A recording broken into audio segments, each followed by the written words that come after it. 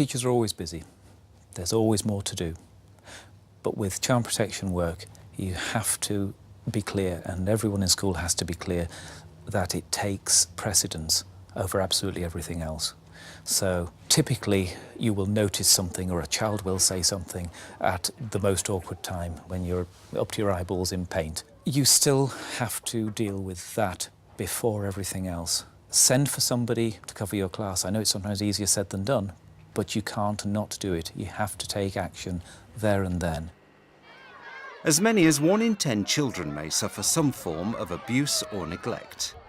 Teachers and those who work in schools are playing an increasingly important part in spotting the signs and acting on them. Schools is absolutely critical. Outside of the family, quite clearly, those people who work in schools, teaching and non-teaching staff, are with children more than any other adult, and are in the best position because of the nature of their work with children and young people to actually see when a child is concerned, pick up the signs that something's happening in that child's life which is making the child unhappy, picking out the signs that a child is possibly being abused. Abuse falls into 4 main categories: neglect, physical abuse, emotional abuse, and sexual abuse. With the help of people who have direct experience, we will look at how you can spot the signs of abuse or neglect and what you can do to make sure it's properly dealt with.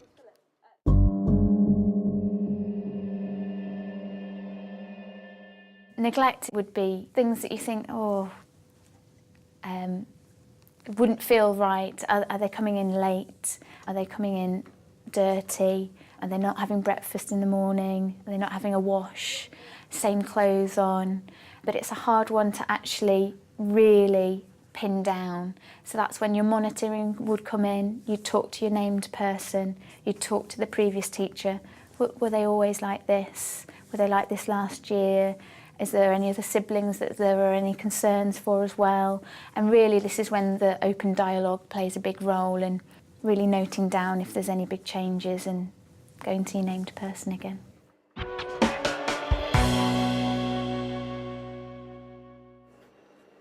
Concrete suspicions of neglect may only emerge when different adults in schools spot different signs and put them together, often by going separately to the named or designated person.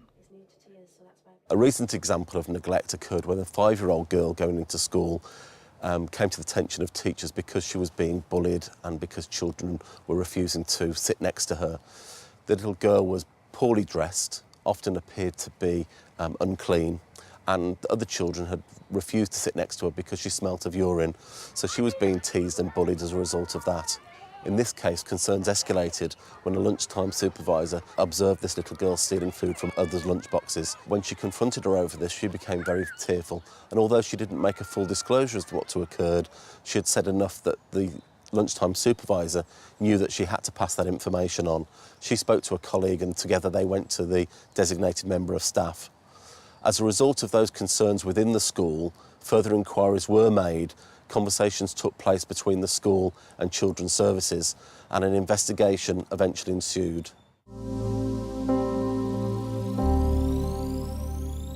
Schools need to make sure that all new members of staff are trained, and are trained early. It's no good waiting until somebody has been in post for half a term or a term, because something might have already happened by that point. One of the most crucial things to get over very, very early is, what do you do if a child says something that makes you feel uncomfortable or shows you an injury that you feel could be non-accidental? You need to know more or less from day one who to go to and what the school policy is.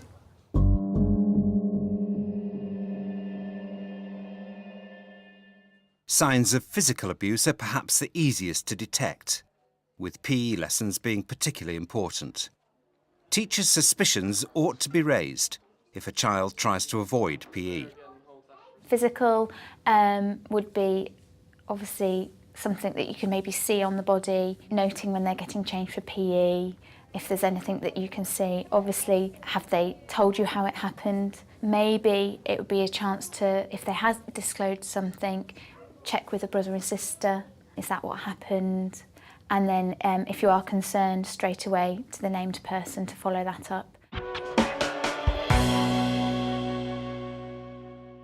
case that we actually had was a 10-year-old girl that actually just felt she had to tell somebody that quite frequently her father would shake her very, very violently, push her or bang her against a wall and hit her.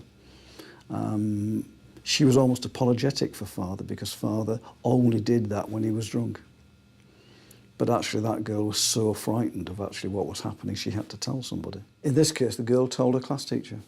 She was the person that she felt that she actually could tell.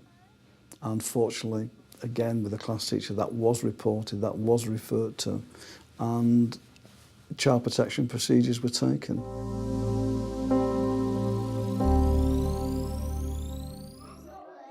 Although it can be difficult, if a child will only disclose information to the teacher on the basis that it's kept secret, then the teacher must make it clear that he or she cannot offer such a guarantee.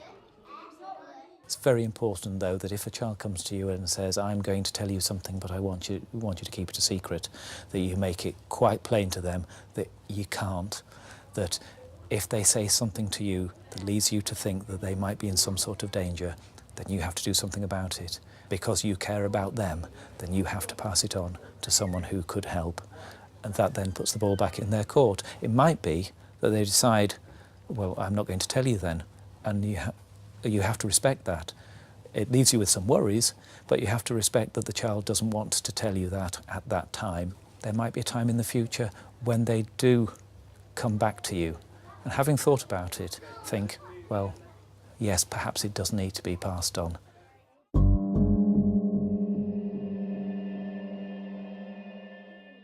Emotional abuse covers a range of things that may happen to a child.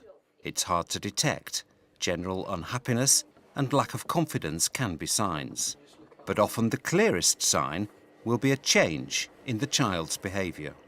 For emotional abuse, it would be quite hard to look for. There's obviously no physical signs, but you'd notice slight changes, maybe withdrawn emotionally, change in behaviour, either attention-seeking or withdrawn within the classroom, and maybe just not quite their same usual self. You'd probably talk to your named person about the emotional abuse and say, I'm concerned, what should I do? And then maybe monitor it. Is it over a long period of time? Has it happened the year before? Talk to the previous teacher. Did they have concerns?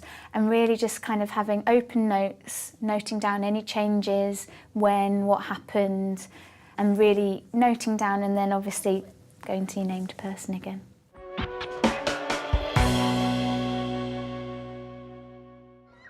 A recent case involving a 6-year-old girl. Her teacher had become concerned about her withdrawn and rather sullen behaviour, which was unlike her normal characteristics. She tried to engage Mum in a conversation about that. Mum was very reluctant to talk to the teacher.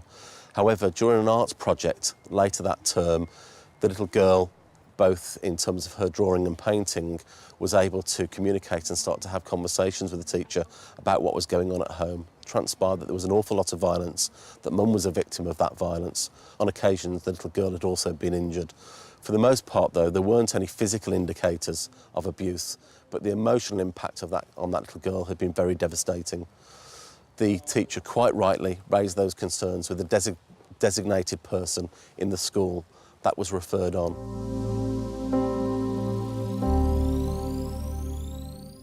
Such is the importance of child protection that teachers and others who work in schools should never ignore suspicions for fear of appearing foolish or alarmist.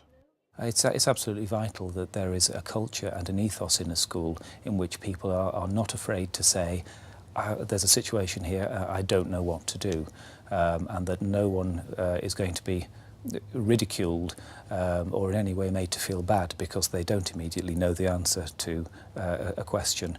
There would be much less point in having a named person if everybody else knew everything to begin with. There is a structure, there is support, it's there to be used.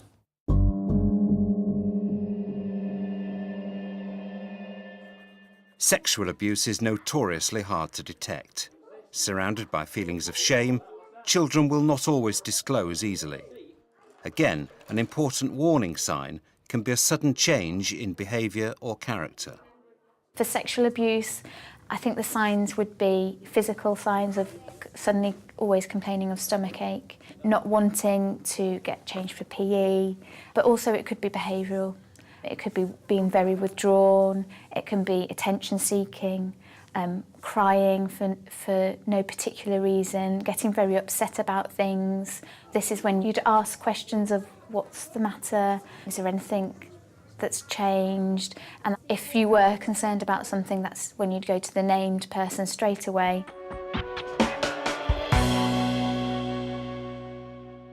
Another case that we've had with the NSPCC is a girl who was obviously disturbed while a teacher was reading a story. The story appeared to be innocent. It was about a girl going shopping with her grandfather. And the teacher obviously recognised that something had caused the girl distress.